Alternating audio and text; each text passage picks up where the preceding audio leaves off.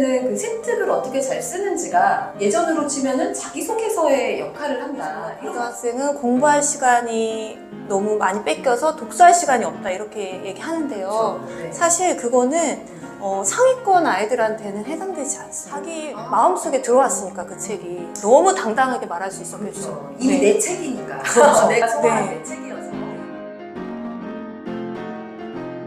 안녕하세요. 네, 오늘도 여러분들에게 도움이 되실 만한 좋은 정보 가지고 오신 교육 전문가 한 분 소개해 드리려고 합니다. 네, 이번에 명문대 필독서 365라는 이 책의 대표 저자로서 오늘 인터뷰 해주시러 오셨는데요. 모르시는 분들도 많으실 테니까 자기소개 간단히 부탁드리겠습니다. 네, 저는 박은선이고요. 바다별 선생님하고 엄마표 영어로 인연을 맺고 알고 있었는데요. 저의 본업은 고등학교 교사입니다. 지금 경기도 교육청 소속 15년 차 일반 고등학교에서 교사로 근무하고 있습니다. 반갑습니다, 선생님. 네, 현재 이제 고등교사로 굉장히 오랫동안 일하고 계시는데요. 고등학교 아이들이 생활을 할 때 또 가장 중요한 것이 세특인데 그것과 관련해서 총명한 아이 사례가 있으시다고 하셔서 그 얘기 좀 들려봐 주시면 좋으실 것 같습니다. 네. 제가 고3 담임일 때인데요. 네. 되게 조용한 아이였어요. 여자아이인데. 그런데 1, 2학년 학생부 생기부를 확인할 때 이 친구가 눈에 띄지 않았는데 되게 생기부를 깜짝 놀랐거든요. 네. 그러니까 꽉꽉 차 있고 그 마지막 문구가 깊이 탐구함, 적극적으로 활동함, 네. 그리고 주도적으로 활동에 참여함 이런 식으로 정말 자기의 그 역량을 10분 발휘하는 문구가 계속 들어있었어요. 그리고 예를 들면 화학 시간에 이 아이가 삼과 염기의 중화 반응에 대해서 배웠어요. 그런 다음에 거기서 끝나지 않고 그게 너무 궁금해서 그것과 관련된 책을 읽고 그 책을 또 보고서를 쓰고 그런 다음에 그 책과 관련해서 또 일상생활에 이런 산과 염기의 중화 반응이 있는 기술은 무엇일까 또 탐구를 시작하는 거예요. 그러면서 뭐 탄소 감축 기술에 활용이 된다. 이런 또 탐구 보고서를 썼어요. 근데 그게 두세 줄 문장으로 되어 있는데 이거는 정말 찐이다.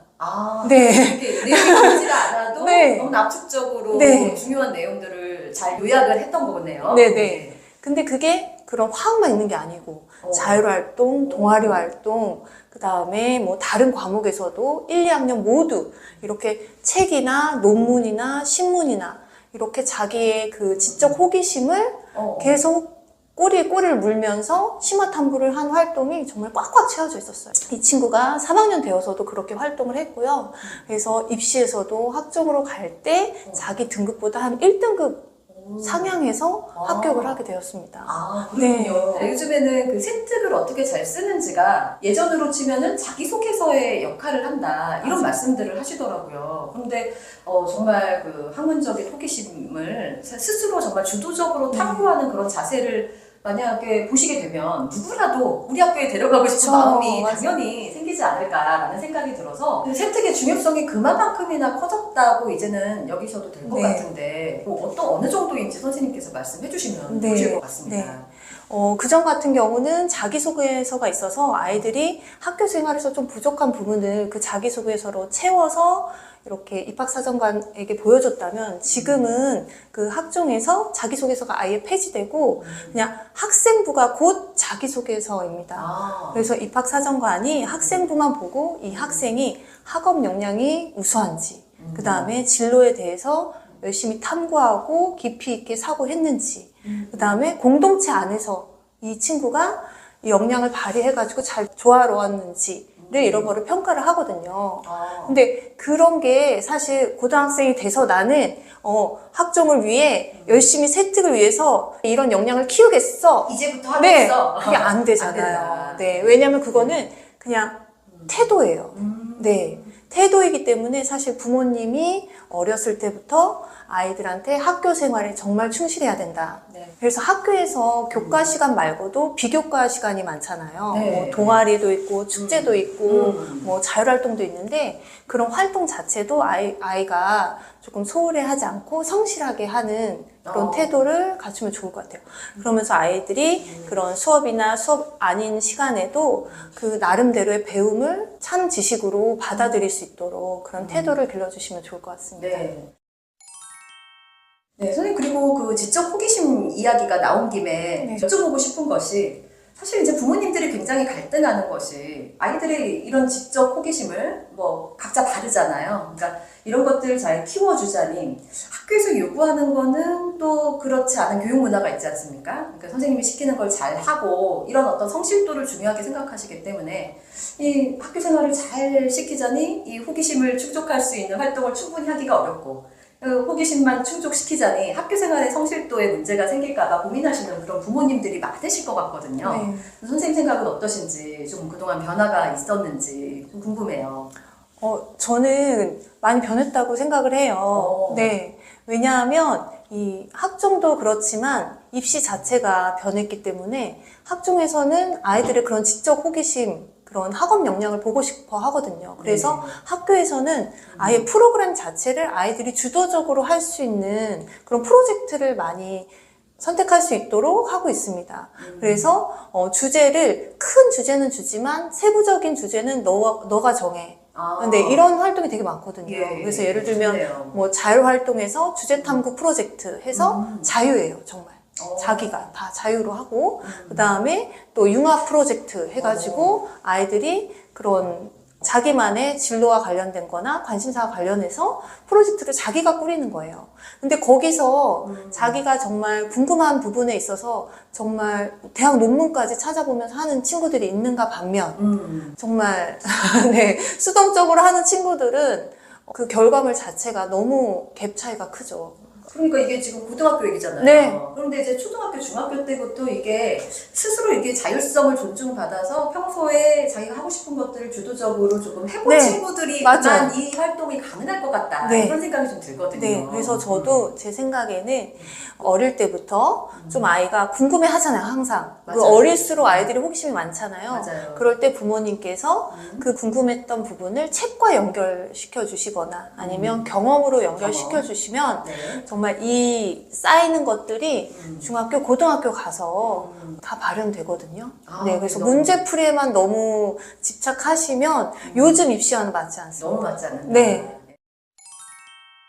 예, 근데 이제 저도 저희 구독자분님들은 아시지만 현재 고등학교에서 심리학 가르치고 있잖아요. 네. 고3 가르치고 있는데 네. 고3 선생님이세요. 근데 정말 보니까 제가 도서관 너무 관심 많잖아요. 네. 저도. 그래서 이제 도서관에 가봤는데 시설이 너무너무 좋더라고요. 맞아요. 요즘에. 근데 그 좋은 시설에 아이들이 있을 수가 없는 환경이라는 게 너무너무 안타깝던데 맞아요. 선생님 어떻게 보세요? 네. 정말 도서관에 베스트셀러 책이 그대로 있습니다. 학교 도서관에 네. 그대로 있는데, 근데 아이들이 정말 고등학생은 공부할 시간이 너무 많이 뺏겨서 독서할 시간이 없다 이렇게 얘기하는데요. 그렇죠. 네. 사실 그거는 상위권 아이들한테는 해당되지 않습니다. 저도 그런 것 같아요. 네. 제가 잠깐 아이들한테 자유 시간을 줄 때가 있어요. 네. 집중이 너무 휘어지고 이럴 맞아요. 때는 그러면 어떤 아이들은 막 인강 막 귀에 꽂고 듣고 이러는데 어떤 친구들은 책을 꺼내 들어가지고 맞아요. 그 와중에도 네. 책을 읽는 친구들이 네. 있더라고요. 네.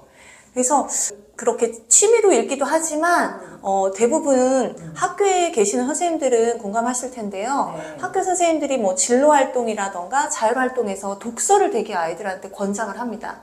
근데 그렇죠. 그 시간에 정말 제대로 독서하는 아이들은 정말 상위권 아이들이거든요. 그래서 목적 있게 내가 세특에 이 독서를 이용해서 내 관심사를 더 심화 탐구할 수 있는 영역까지 연계를 시킵니다. 네. 그래서 그냥 취미로 읽는 것도 좋지만 그렇게 심화 탐구해서 내가 알고자 하는 관심 분야에 대해서 더 깊이 내 지적 호기심을 더 발현하고 자발적으로 탐구하는 그 힘을 보여주는데 독서를 이용하는 거죠.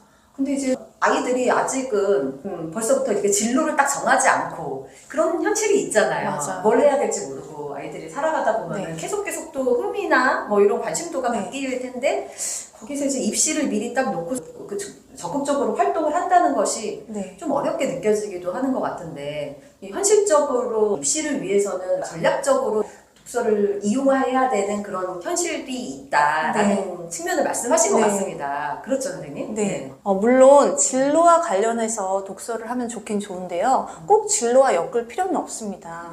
독서 자체에 그것만의 힘이 있잖아요. 그래서 뭐 문해력도 좋아지고 사고력도 좋아지고 그 다음에 내면의 힘을 키울 수 있는 그 독서 자체의 힘이 있기 때문에 아이가 진짜 이 독서를 통해서 내면을 단단히 하고 그 다음에 나는 어떻게 살아갈까 이런 생각을 하면서 읽는다면 꼭 진로가 아니어도 진짜 한 문장이 나한테 와닿는다면 그것만으로도 좋은 세특으로 꾸며질 수 있는 독서가 될 수 있습니다. 그리고 동기부여와 동시에 네. 자기 세특도 관리할 그쵸. 수 있기 때문에 네. 이제 아이가 마음에 맞는 한 권의 책을 선택해서 네. 활동을 하는 게 굉장히 중요하다. 네, 이런 맞아요. 말씀이신 것 같아요. 예를 들어서 사례로서 네. 선생님께서 그 직접 고3 아이들 많이 네. 보셨으니까 이 책의 덕을 많이 봤어요 하는 그런 책이 혹시 있으시다면 이 중에서 저는 네. 이렇게 상반되는 사례를 말씀드리고 네, 싶어요. 네, 이 좋아요. 책 이제 네네. 저서에도 있는 책인데 네네.